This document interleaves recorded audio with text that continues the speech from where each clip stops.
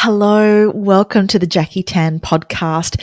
Before we get into this week's episode, I have a favor to ask. It would mean so much to me if you took the time to rate the podcast, subscribe to the podcast, review and pass it along to your friends or family, anyone who you think would really benefit from hearing from these incredible people, from these incredible stories. It all helps the podcast to grow, and that is a dream of mine, to continue to grow this podcast and reach even more people. So I would forever be grateful to you if you could take the time to help me out there. And now on to this week's episode.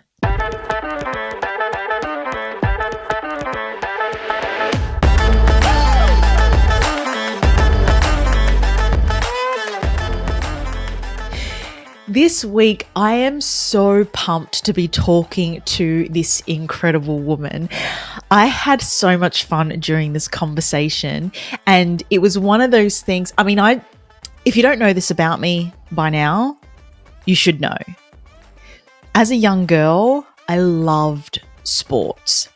Anything that was offered at school, I would try and play it. And so sports for me was something that was such a huge part of my upbringing and my life. And it would have been so wonderful to continue that on and try and make it, to the big time, the big leagues, however they say it. But alas, that was not to be. So when I get to talk with elite athletes, it is so much fun for me because I just love getting the behind the scenes sort of look into their lives and how hard they work. It's just so inspiring for me. So today's episode is with the extraordinary Belle Brockhoff, 3-time Winter Olympian. She's a world champion. She's a 17-time World Cup medalist, 7-time Australian New Zealand champion, 2-time Winter Cross Games athlete. She is incredible, and it was so much fun talking with her today. We talk all things snowboard cross, what it takes to be a champion in this sport. We talk about the training involved, but also the mindset behind being an elite athlete. And not only that, what it takes to get through some big injuries. She did her ACL not once, but twice, and what it took to come back from that. And if you didn't know, she actually competed at a Winter Olympics without an ACL. It's an extraordinary story. She's incredible, and I know you'll enjoy this episode. So let's get straight into it with Belle Brockhoff. Belle, thank you so much for chatting with me today. Welcome to the show. Thank you. No, it's good to be here. Good to be here. It has been like 25 minutes. Yeah. And a few difficulties, but we are here. Yep. Belle, you are a 3-time Olympian. You're a world champion. You're a 17-time World Cup medalist, 7-time Australian New Zealand champion, 2-time Winter Cross Games athlete. That is the most insanely incredible and impressive list of achievements. When you hear that, do you reflect on everything you've achieved in your career so far? Not always. It's kind of weird. I always think it's like, oh yeah, this is what I achieved. All right, how can we do better, sort of thing. It's always kind of moving forward, and I obviously have a lot of reflection on what I could have done better, sort of thing. And I do take notes after each competition on what I need to focus on and what I need to work on in the off season. But apart from that, it's it just feels normal. I was talking to one of my friends the other day, and he was like, don't you feel like sharing your story and stuff? I'm like, well, I just feel like it's the normal thing because it's just been my whole life anyway. But I do sometimes think about, okay, well, maybe it's not the normal to be Australian and snowboard, no, not normal whatsoever. No, not normal. Well, take us back how you got into sport, because Australia is definitely a nation of sports. We love our sport. Yeah. But winter sports, I wouldn't say it's our the most popular. I mean, that's probably an ignorant thing to say as well, but like it's No, not the no, no. first thing we think of. No, no. Most Australians don't even know that we have snow. Like, Yeah, well, yeah. we don't even know that we have that. Yeah, we've got 5 main resorts, and they're jam packed every year of people snowboarding, skiing. It's a big tourist standpoint for us as well. And yeah, for me, like I basically got into it because of kind of pushed into it, not pushed in like force, but like literally just chucked on a pair of skis when I was little because my family had a lot to do with starting up the lifts at Mount Buller. And my great aunt, she was a skiing champion for Australia, and she basically helped women get into skiing. And she's got a run named after her in Hotham, which is really cool. So I do, anytime I get up there, I try to go down the Brockhoff family run. And then like Peter Brockhoff also had a lot of skiing as well. He went to 2 Olympic Games. He didn't compete in one of them because one of his mates passed away in training. So a lot of representation in the winter sport world, on my dad's side at least. Mum, she's from Malaysia, so there's no snow there. There's like hardly winter athletes from Malaysia. So she didn't really know. So she kind of got pushed into it as well, and then a bit of domino effect with me. And yeah, it's been my life. Like, yeah. At what point did either you realize or your parents realize that, yeah, you're really good at this? I was at the Glamorgan, which is the Geelong Grammar campus, and we moved there because we were getting into snow sports, and they had a program, and the girl who was running the snow sports program there, Liz Gosper, she chucked me into every event that, just everything. And I remember like Mum and I were dragging over like bits of equipment like skis, snowboards, cross country skis to get to all these events and everything for the school. And I did really well my first year. I was like, damn, I'm pretty good at this sort of stuff. So because I won one race, I was like, oh yeah, I'm pretty good. So then we just that just opened up a can of worms, and it's just been, kind of my love for the last like the 21 years. So yeah, Mum said, she always jokes about like, had I known that you'd be really good at snowboarding, I'd put you into tennis or golf. Like more warm, like not cold. It's been a lot since then, and it just found my love for snowboarding. And like when I was 10, like I picked it up when I was 10 years old, and I remember that first day, like I still remember the day so vividly. The first day I was on a snowboard, and I just remember going to a lesson and then still trying to snowboard after the lesson, even though I was completely new, and I just got frustrated. I didn't know how to turn already on day one, and I just kept working at it, and I was able to kind of link turns in about 2 weeks' time. So became completely obsessed with snowboarding. So when did you start competing? Kind of like race, like ski school events, like local events, like NAB football, for example, similar to that. When I was 8, 9 years old, I remember getting my first medal, and it wasn't a gold medal, it was silver. So I wanted to spray paint it gold. And that's when Peter Brockhoff actually heard about that, came down and gave me my first bit of race wax. And I raced, went down the stairs, waxed my skis up, which basically makes them faster. And then I won my first ski school race the following week, and then really started competing in all these events when I was 10 years old, and it kind of went crazy from then. But I didn't really specialise in border cross until when I was 19, so it was quite late. Before that, I was in Alpine GS snowboarding from 14 years old, specialising until 17, and I did my first World Cup at that age, and then pretty much made the switch to border cross because there wasn't any funding for the sport I was doing, but there was quite an opportunity in border cross. And I didn't know what like event I was going to go into with snowboarding, but I knew I was going to go to the Olympics for something. So I just went with border cross, and I had a lot of fun, and just it kind of went from there. What's the difference between the two? So border cross is like, if anyone's seen BMX racing on a bike, it's like that on a snowboard with 4 to 6 athletes at a time. People who don't know what BMX is basically like, the best way I can describe border cross is you start in you do time trials down the track, and the track has like bumps, turns, rollers, jumps, and you have to get down as fast as you can. Time trial puts you into the seeding heats, and you drop in heats of 4. Top 2 advance the next round until you get to the podium round for 1 to 4th place.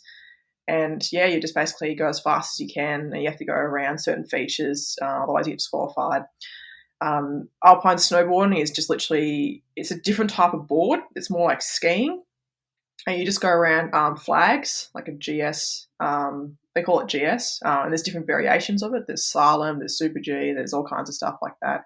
But in snowboard alpine, it's just GS and slalom, and you just go around the flags. And yeah, it's quite an art form, that sport. Yeah. Brilliant. Tell us a little bit more about the sport. How do you how do you set rankings? How to become a world champion? What do you do? Yeah, so like world champs is every 2 years. Olympics is every 4 years. And then in between all of that, every year from December till March, we have World Cups. And then you get accumulation of points throughout those World Cups. So last year we had about, I think it was like 15. No, it's 12. It's 12 World Cups. And then you can win a World Cup. You can get all, different type of rankings throughout that season.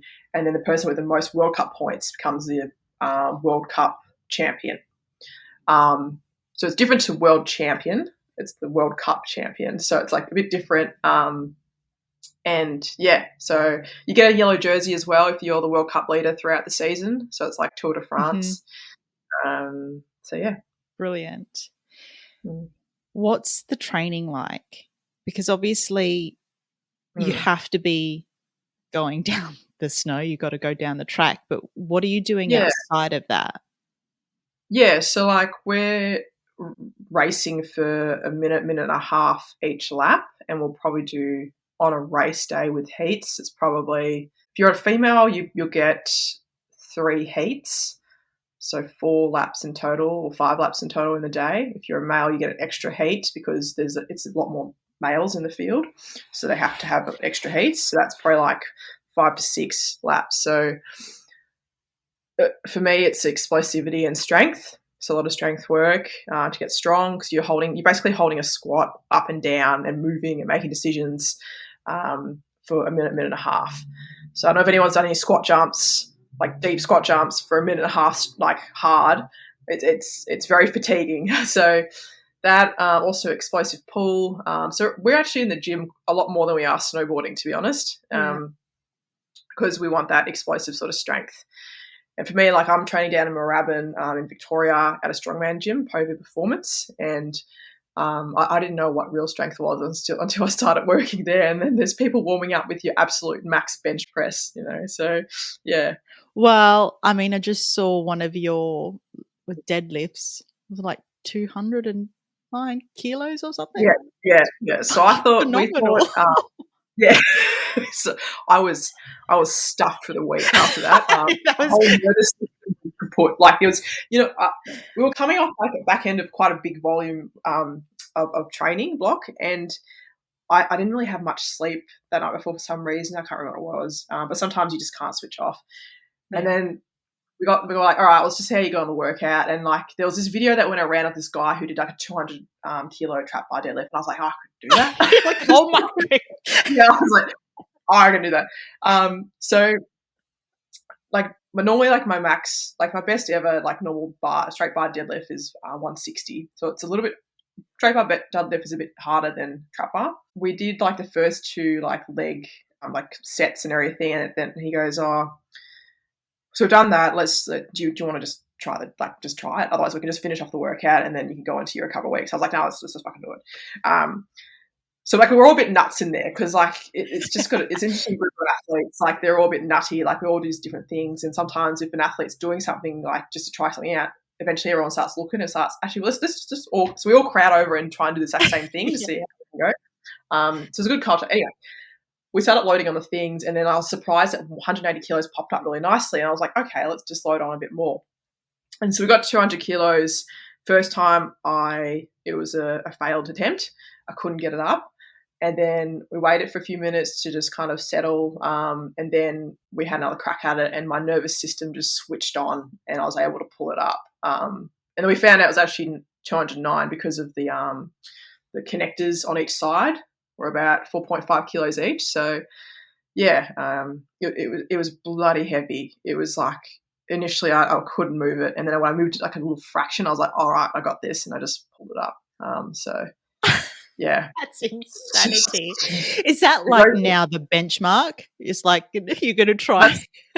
Yeah, I have to try. I'll get one. Like, if I get 910, sorry, 210, I'll be stoked. But yeah, I don't know when that will come back in again. But I think it's really good for the brain and self belief to just sometimes just go for it, not to get injured. Like obviously you do things to what you think is the ability. If you feel like your back is about to go or your form's about to fatigue, then you just stop. But sometimes you just have to do it to see what you can achieve, So yeah, it was just one of those crazy things we did. Like right now we're doing floor lift with the barbell, and that's bloody hard. So I'm trying to get 10 kilos on that, but I can barely get 5 at the moment. So yeah. What's that one? So it's a barbell, and you have to hold the end of it. And then yes, yeah, and that's so bloody hard. Like it is so hard. It looks cool. It's that's no relevance to my sport. It doesn't add anything to my sport. Same with the deadlift, other than like I can do it. Exactly. Check this out. That's brilliant. I love that. Because it's a good, like you said, it's one of those things that does instill more of that belief in yourself, in your ability, in your skills, and it just it helps with the mindset.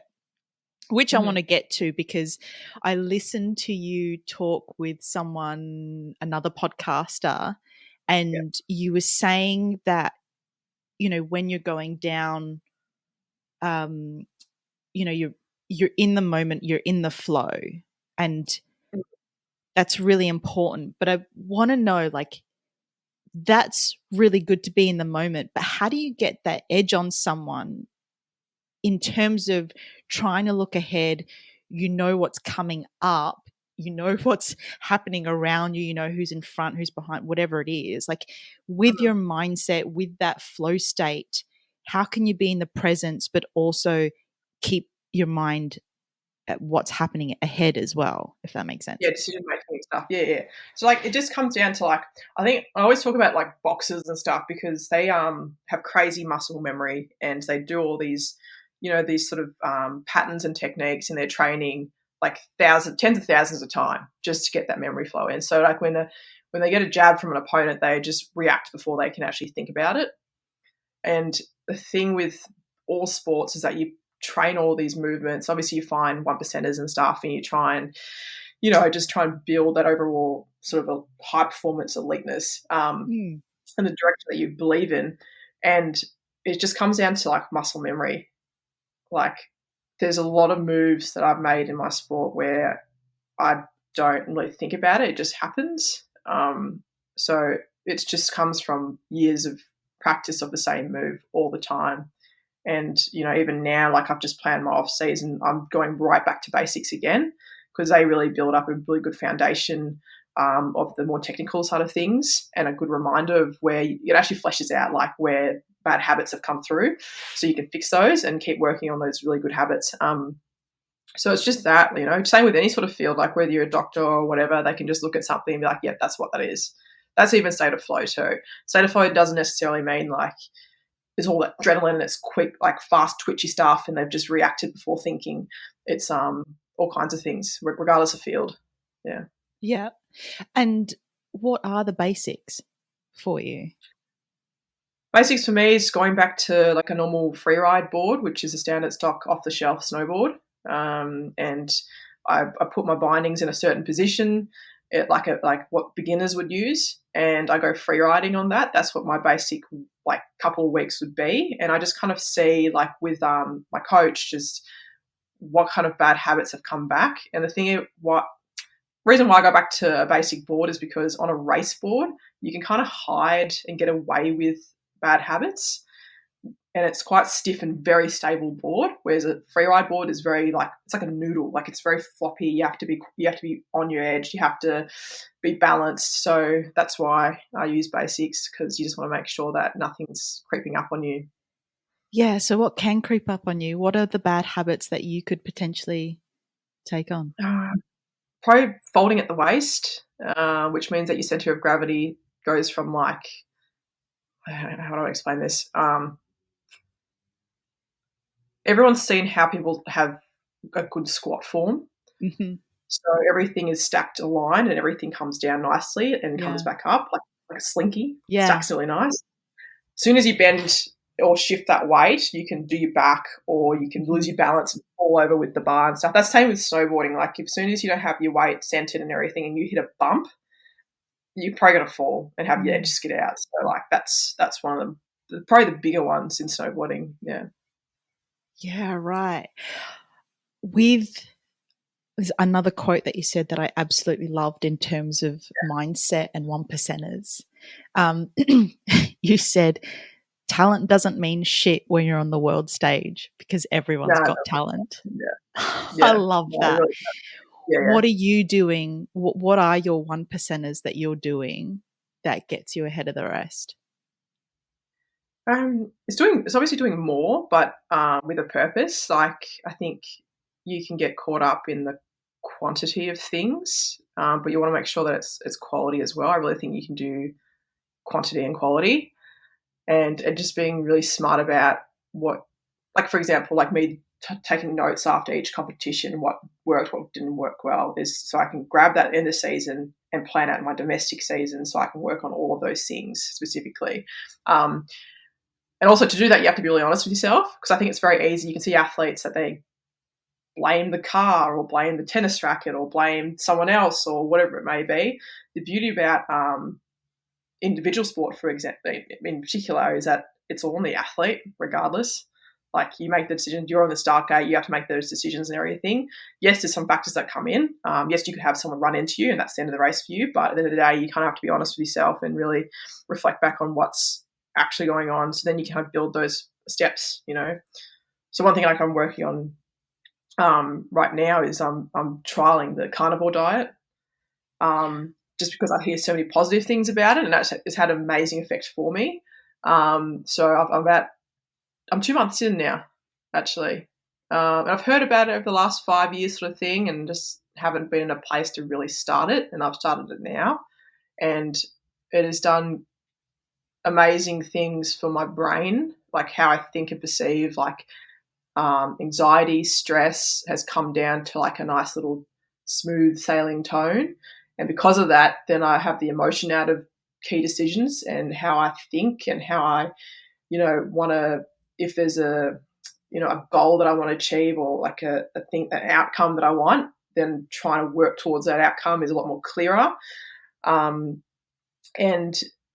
my sleep's better, my body feels better, my recovery is unreal.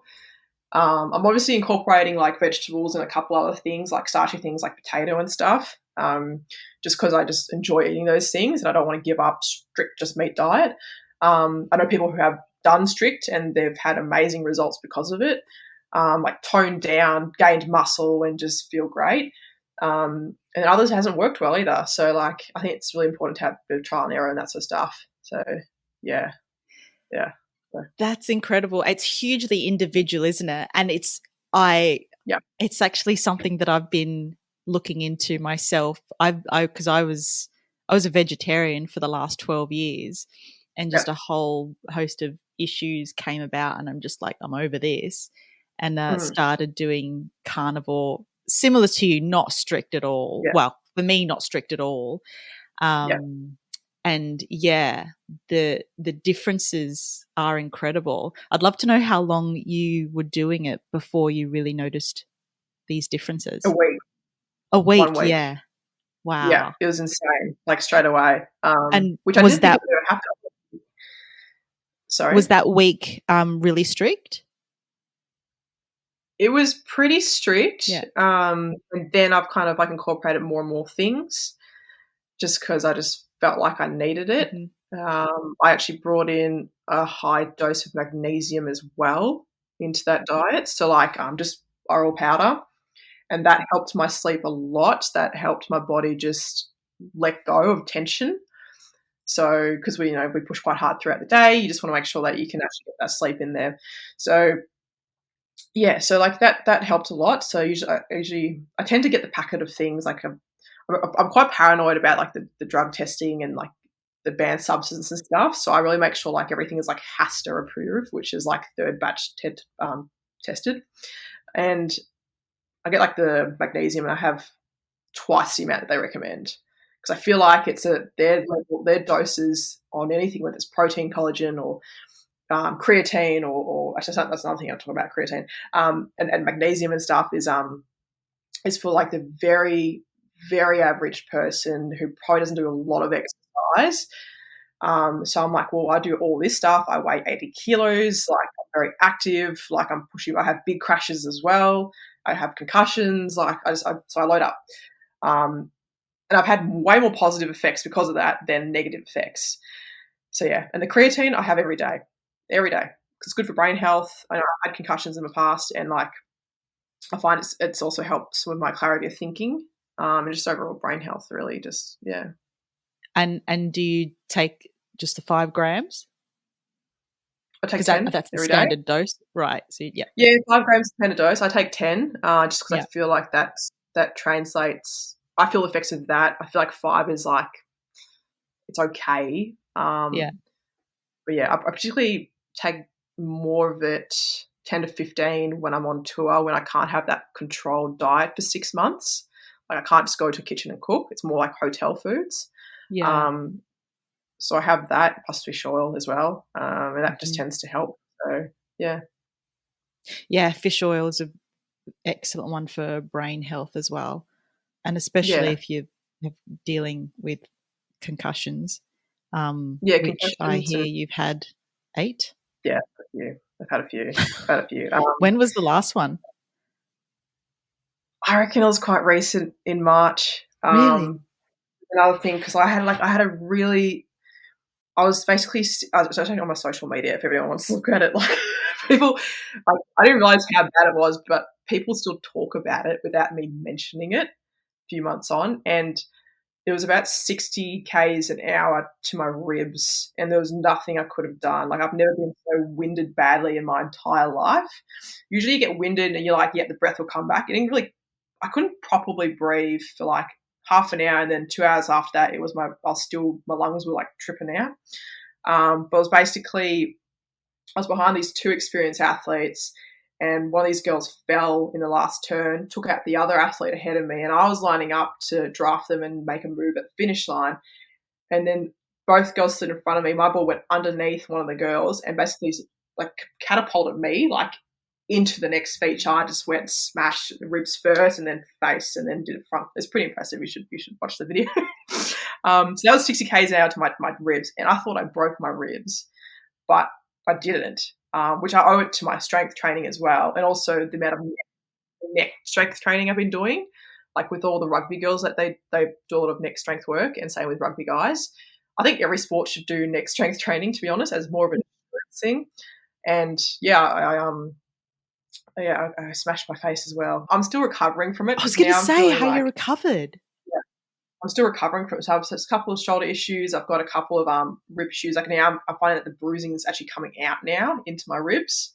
Like, I pressed on it the other day. I was like, oh my God, like, it's like I've been punched in the ribs. So, like, here and around here has been quite sore. But my trainer, like, knows that, and he's been really good at helping me, like, kind of navigate that and get into a really good place. Like, I'm still building strength and everything. So yeah, so that was a lot. And that kind of screwed me for the rest of the season. I never felt quite right after that. I still Yeah. competed, but I didn't really get the results that I know I could achieve. Um, and then I had another crash right after that crash, which blew my back out a little bit. And then it was just a lot. I went through the ringer this season. But at the same time, on the positives, it was my first season back after 4 years, like full season, after 4 years. And I was stoked just to get through a whole season. That was what I wanted to do anyway. So yeah. So, going back to the creatine and fish oil, it does help for those things, for recovery.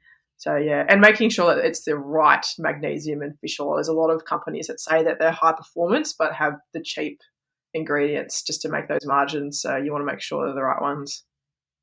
We'll get your list afterwards for your supplements. Yeah. How are you feeling, like, in terms of your breathing and the, like, diaphragm area? Like, do you feel like all of that movement through the rib cage and torso is okay? Yeah, like it's getting better. Yeah. The breathing's fine. I had for a whole month like my heart was sending spurts of adrenaline out. That's what it felt like for like a month. So like I'd sit down at the table and suddenly it was like I was about to pull out of the start gate. Like my whole body went full like adrenaline mode, like heart rate Right. pounding heavy, like Yeah, so strong. palpitations. Yeah, and then like you can feel like I don't know if it's the same with other athletes. I'm assuming so, but I felt like the adrenaline go through all my Yeah. limbs, like just like fiery, like shaky, ready to go. Like so, that was like for a month after that. Yeah, and we're in June Whoa. now. My bruising's coming out now, so yeah. I guess it was like a car crash, you could say, but like instead of having a car to kind of protect you, it was just my ribs. So yeah, Wow, that is intense. yeah, yeah. But Gosh. still go back to snowboarding for sure. Well, firstly, going back to what we said in terms of the one percenters, it's like knowing that it can be anything. It can be your nutrition, it can be the supplements, it can be whatever you're doing in the gym, trying new things, that can all have a really positive impact on your physical, mental, emotional state, which can have an impact on your performance. And then to what you just said in terms of your injuries, that sounds so intense. How do you then, I mean, I assume you've been down a track since. Yeah, like I raced for the whole month. Like yeah, so what is still like okay. I was still like recovering, but I was fine. Well, I wasn't fine, but I was like, I got this. Wow, where does that mindset come from? Because I could like trip down walking up the stairs. And then the next time I'm walking up the stairs, I'm like holding onto the rails, watching what my feet are doing. I mean, do you know what I mean? Like you're going down a crazy track at crazy speeds with people around you. Like what goes through your mind? Well, like I think we're all a bit nuts, to be honest. Like I think any athlete, yes, like that, psychologically we're fucked. No, but like we like I said, we do things so many times, like thousands of hours, like in the track. You get used to it after a while. Like, yes, after a big crash, you come back a little bit hesitant because you don't want to crash again. And I was obviously quite sore from that crash. I crashed again anyway after that, so it doesn't really matter. But you kind of like, that's not so bad. Yeah, like you just get used to it after a while. I guess you just shake it off and you just keep going. So you just do it. Yeah. Okay, so you great. do like. It's not no. It is like you just that's just your normal. Like you just get up and go again. Like unless you've broken your neck or you've broken your leg, then you obviously want to stop. But like if you're okay, you can just kind of generally get away with it. To be honest, so yeah. I mean, athletes, you are a different breed. The elite, you do the things like you said over and over again. Like it's that conditioning of crashing over and over that I guess makes you nuts. Yeah, sure. Yeah. You learn how to crash. You learn how to fall. Yes. Actually, that's a really good point. Do you is there a strategy or do you learn techniques in how to crash better? Like how do you protect you yourself? really focus on that like when you're training, like your coach doesn't think like, we should try and crash in case today. sure. Fair call. Just figure it out. Yeah, you just figure it out. So like with that particular crash, I remember being in there thinking, fuck, I can't save this. So when you don't know, like, you just ragdoll it. So you let your whole body go loose. So when you tense up sometimes, that's when you can break bones, like when you squeeze up, you tense up, and then like that creates like, I guess, tension in the muscles and the bones and how they sit, and they can't like fall in a way when you fall, to absorb the shock. So other times, sometimes you're like, actually, I can actually try and land this. Another one I saw recently when I was racing in Georgia, I was going up the lift and I saw some guy do like a 90-degree angle by mistake. Like I think he got twisted off the takeoff or whatever, but it was in the air. It was probably like one story up. So it's like not that far, but it's kind of far if you're about to crash. He turns around and he's about to land on his head, and he basically grabs his head and does this. So other people can see it. Like if someone's listening, they can't see it. But they basically wrapped his hands around his head, held it as a brace so he doesn't have that whiplash where you land on your back and you whip your head back, and that's where you get all that, that whiplash, all that tension here, and then you hit your head. So that kind of, I was like, oh, that's an interesting one. I'll use that next time I hopefully don't do that. But if I do, I'm going to do that. So, and we do wear helmets. Like, I just had my helmet box here as a tripod before, but we do have helmets as well that are quite hectic sometimes. So, and some of the new ones have airbags in them that come up, like get released and around your head and neck just to support that. Because when you think about it, like that crash was 60 k's an hour. Sometimes we are going 100 k's an hour on the slopes, and you look at motorcyclists, they have these big full face, big back of the helmet, and we have these little flimsy helmets in comparison. You're like, well, why don't we have those things? But I guess it's a bit different. But I guess a normal person isn't going 100 k's an hour on a snowboard. So yeah. That's incredible still. Wow. Yeah. Let's talk about after hearing all of this, but also like the long list of accomplishments. Yeah. I don't know that people would realize that you've also, along with your 8 concussions, or 9 now, that you would have dealt with 2 ACL injuries, recons, and in close proximity to one another. Yeah, so most people get like back-to-back ACLs. It's very common. People say, oh, they've come back too early or whatever it may be. I think it's very individual to the person and the circumstances. Mine was a very unfortunate circumstance because I was riding a lot before that point. And, to take it back, so I did my ACL in 2017 at the World Championships in Sierra Nevada, Spain. So many red alarm bells were going off for me. Like I shouldn't have done the lap, but I did. And I think I was just trying to prove that, I think I just put unnecessary pressure on myself to do it. I was quite young. And then it just happened. And then, even then I tried taping it up and tried to actually ride and see if I could actually race for the World Champs. But I actually physically couldn't ride at all. So that was about 11 months out from the Olympic Games in Pyeongchang 2018. So I had to make a decision to come back, have the surgery, and then do a very intense rehab to make sure that I could qualify and then get to the Olympic Games. So we did that, got on snow at the 4-month period, 4-month mark, and then kind of just everything was positive, went to overseas as well and, did some of the race tracks over there and then did the World Cup in France. And it was unfortunate because there's a limit to the sport in terms of visibility and safety, and they didn't look at those, warnings. And a lot of the athletes were quite scared to go down this track because it was snowing heavily, so it's covering up all the dye. So it's like, how would I describe this? It's like no lanes on a road. It's like driving without your lights on in the dark. Shit.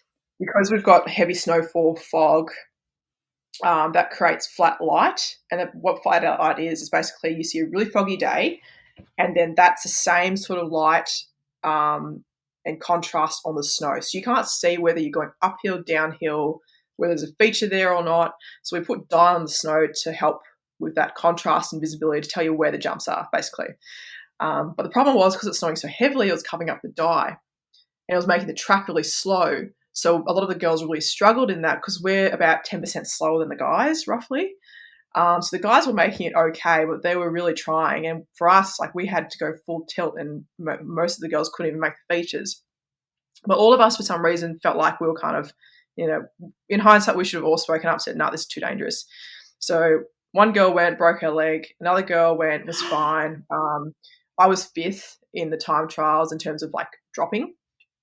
And then I went off. I knew I had to jump this feature. But when I jumped, I was already in the air. I didn't know I was in the air. And I landed, like when you jump in the air, so if you extend your legs in the air, you can't actually bring your legs back up. So I landed straight-legged and my front knee hyperextended. And I did my ACL again. And then after that, they cancelled the time trials because it was too dangerous. Great. So it was like, thanks, guys. Like, really appreciate it. Yeah, someone breaks their legs, does their ACL. Yeah. I think it's dangerous. Yes.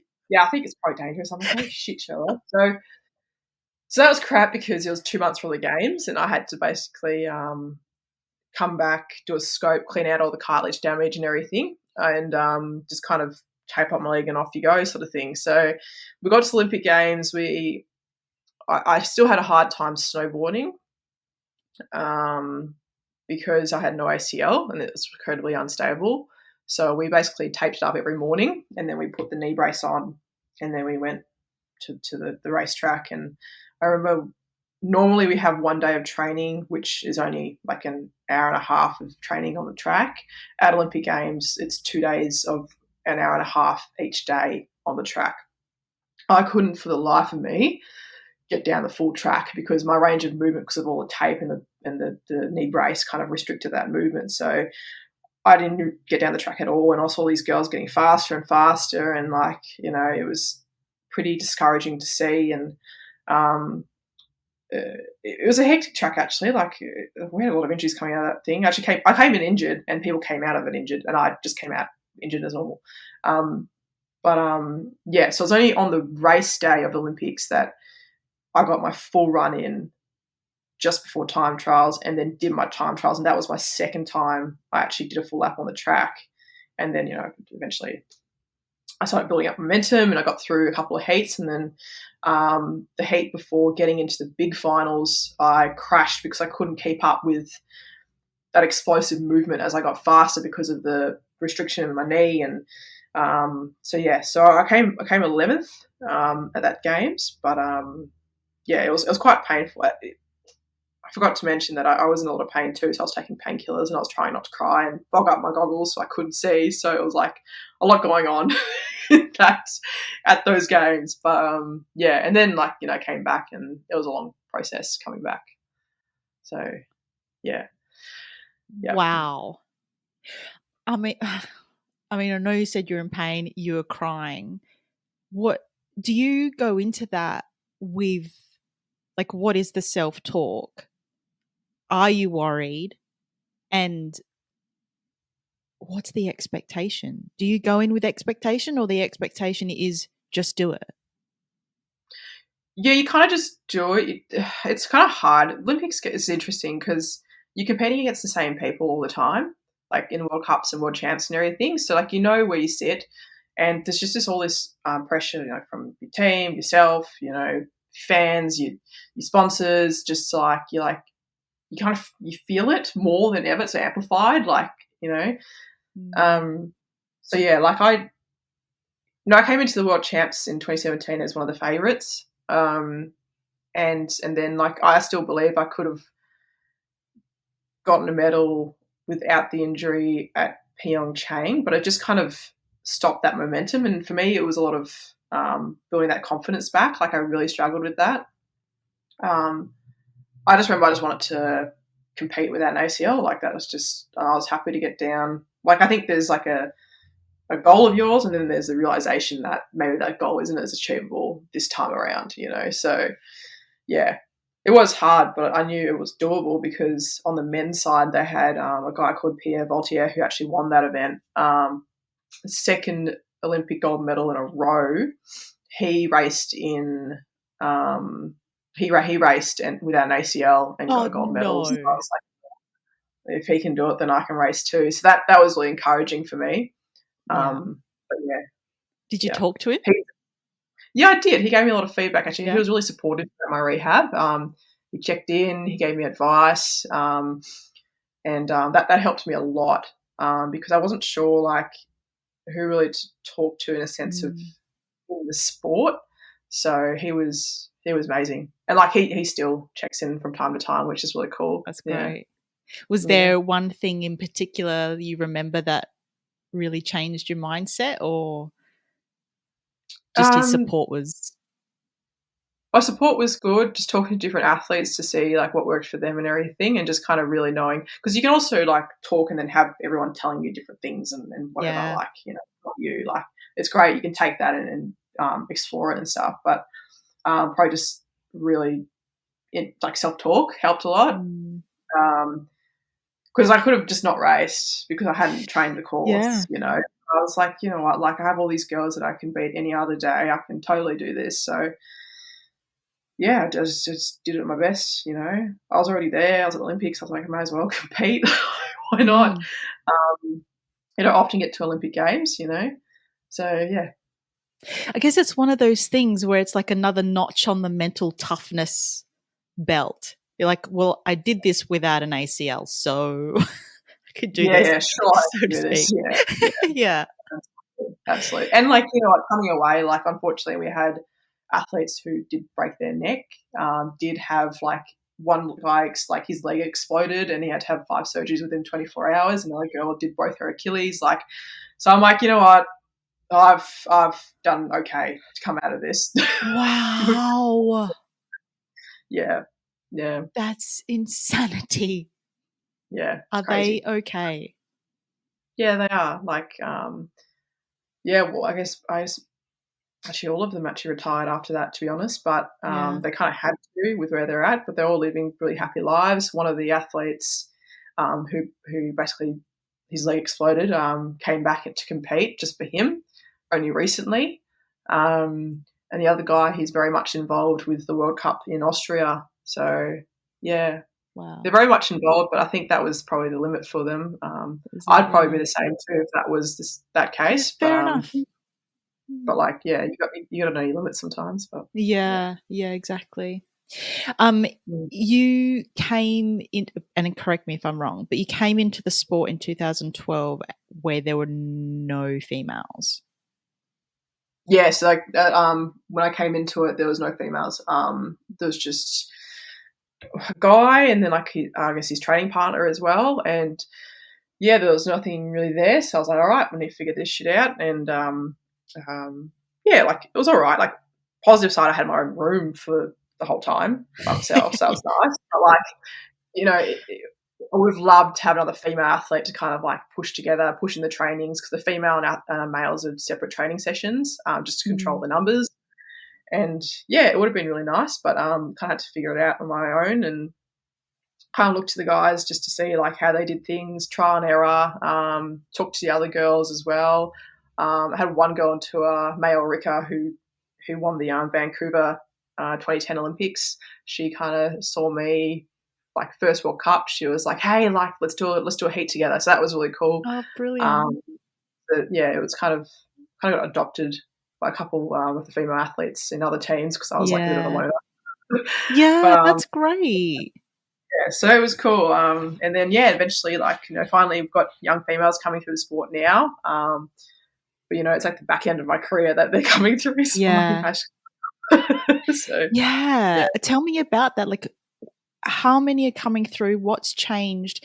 What do you want to see? And how do you encourage more women to come through the sport? Yeah, like it's kind of interesting. Like we used to have like a very male dominant, still a bit male dominant to a degree, but now we've got like, how many girls we have? We've got Mia, we've got Josie, we've got Amber, we got Abby coming through on the development side of things.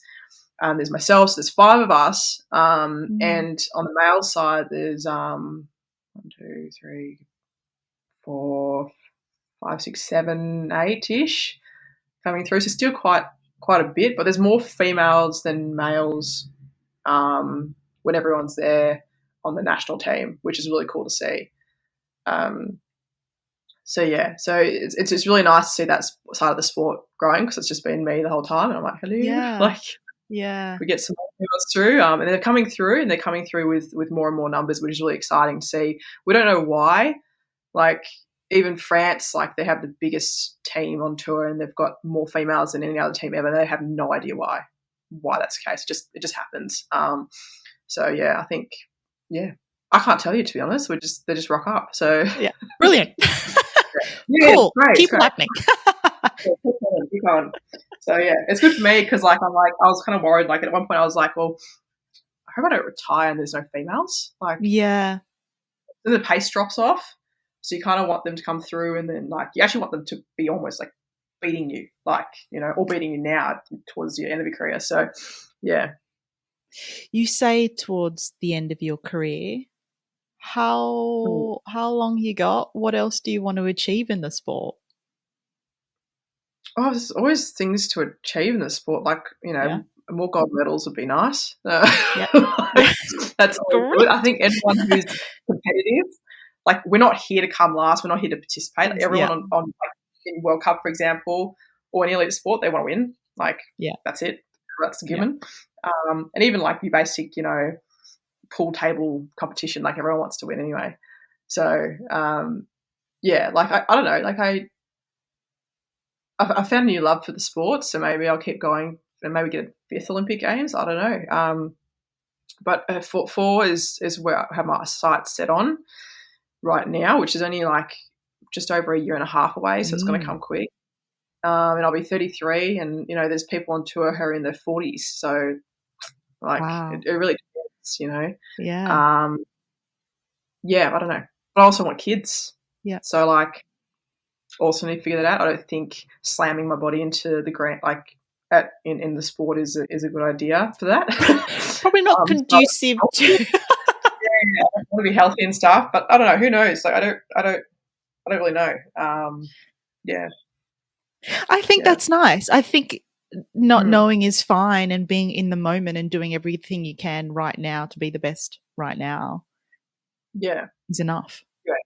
Yeah, and I think there's like pressure of like, you know, females retiring at a certain age or whatever it may be, or even males, to be honest. Like, there's a certain like, oh, you know, when they get to their 30s, most people retire, so there's already expectation of people retiring then. But it's just, you know, I need to feel like I've done everything I can in the sport, or satisfied in the sport to retire, or who knows, you know. So yeah, cool.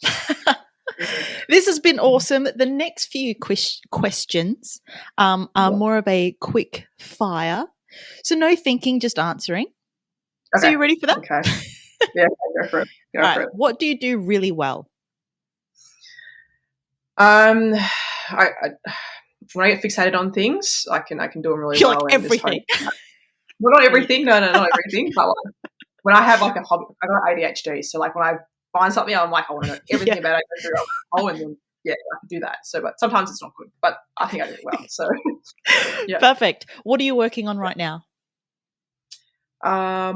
Preparing for my uni exams. They're coming up, so I need to study for that, and also preparing for my snow season coming up. So yeah. Nice. Ice cream or cake? Ice cream. Chocolate or chips? Chocolate. Beach or mountains? Trying to say, that's so hard. I'll just say mountains because I'm a snowboarder, but I hate the cold. Yeah, that's so weird. Yeah, no. Trust me, everyone hates the cold when it's negative 30. Yeah. Yeah, that's awful. I mean, I hate the cold when it's 10 degrees. Yeah, it's the worst. So like, yeah, that's when I feel like anytime it's negative 30 outside, I contemplate retiring. Totally. Like, I mean, wouldn't your nose like stick? Yeah, so like you actually your nose hairs freeze and you can feel it. It's really weird.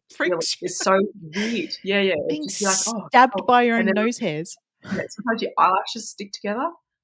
You're like, guys. Yeah, I can't see. I can't breathe. Yeah. That's a hazard. Phone call or text? Text. Mm-hmm. Yep. Super strength or super speed? Super strength. Time travel to the past or the future? Future. Nice. Lastly, Dance everywhere you go or sing everything you say? Dance. Dance. Nice. Yeah. Oh, this has been brilliant. I've had so much fun, Belle. I have one more question for you, and then I'm going to throw it over to you to ask a question to the listener. Yeah. So that last question is, through all of your experiences, everything that you've learnt through your injuries, your accomplishments, your coaches, your friends, your family, has there been one piece of advice that really sticks with you to this day that really helps you get through hard things? Yeah, like it actually comes from my mum. She said, "Whatever you do in life, commit to it and do it well." And she says that in a way that you have to be present and really work on things and not sit on the fence and just kind of float around through life and stuff. Mhm. I love that. Mm. Amazing. Belle, what would you like to ask this listener? I'd ask them, whenever you go in life, whatever like decision that you're trying to make or figure out, and pathway and everything, like ask the question, does this help me? Ooh. Does this help me work towards the goal? Does this help my health? Does this help like how I feel and all those things? And be really honest with yourself with that answer. Yeah, amazing. This has been unbelievably fun and I've loved every minute. Belle, thank you so much for taking the time to chat with me today. No worries. It's been great. She is just the coolest. I am going to have all the links in the show notes. If you're not watching this on YouTube, I will have links to her crash that she mentions in the video and also her incredible 209 kilo deadlift if you want to check that out. So that's all in the show notes, and make sure you go over to her Instagram and follow her along and support her journey along the way to the Winter Olympics coming up in 2026 in Milan. It's going to be incredible. If you enjoyed this episode, I would so appreciate you sharing this with your friends and giving it a 5-star rating, because all of that helps continue to keep this podcast going really strong and get this in front of the people that want to be hearing these stories as well. So I would really appreciate that. As always, stay awesome and we'll catch you in the next one.